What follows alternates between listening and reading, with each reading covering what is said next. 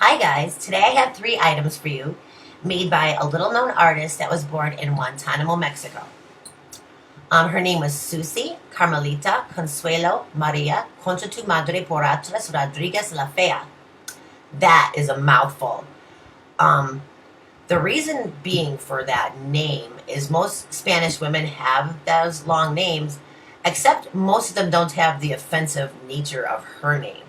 Now, everything else is an actual name except for the part concha tu madre por atrás, which actually means go F your mother in Spanish. And the last part, la fea, means the ugly.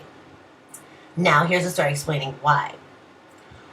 Susi was born in 1892 to a dumb, deaf, hair-lip prostitute with elephantitis of the face.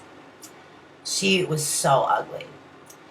This poor soul. Anyway, this woman died in childbirth and left Susi alone with no one to care for her. Nobody knew who the father was, obviously, because her mother was a whore.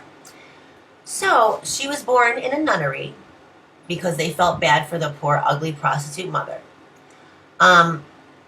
They took her in and proceeded to raise her. Basically, she was actually their slave. And they repeatedly, it is rumored, beat her with a stick. Maybe that's where the term beat with an ugly stick came from, because she was so ugly. And they are the ones that gave her the hideous name. How terrible of nuns. I just can't even believe it. The things that people just don't know about nuns. Anyway, that's a different story on its own. So my first item was actually made out of the stick, the original stick that Susi was beat with in the orphanage that the nuns ran. She carried this with her all her life, and she engraved everything on this. Isn't it such beautiful craftsmanship? At the top, as you can see, there is an eye. I believe it's because Susi didn't have a left eye. It's never really been documented as to what it is on there and the reason why, but I'd like to think that's the reason for it. Okay, and our next item is a sculpture that Susi did herself.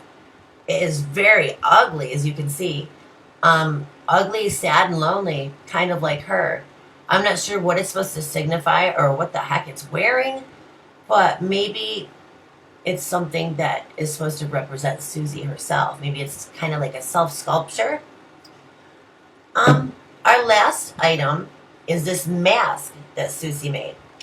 She made it because it looked better than her real face, and people were actually less alarmed by this than her actual face.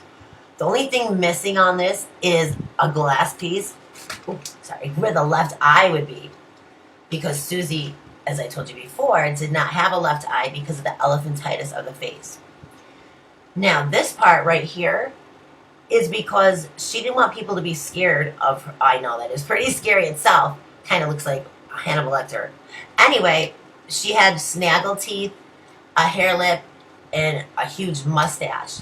Plus some of the elephantitis would just droop down all over her face.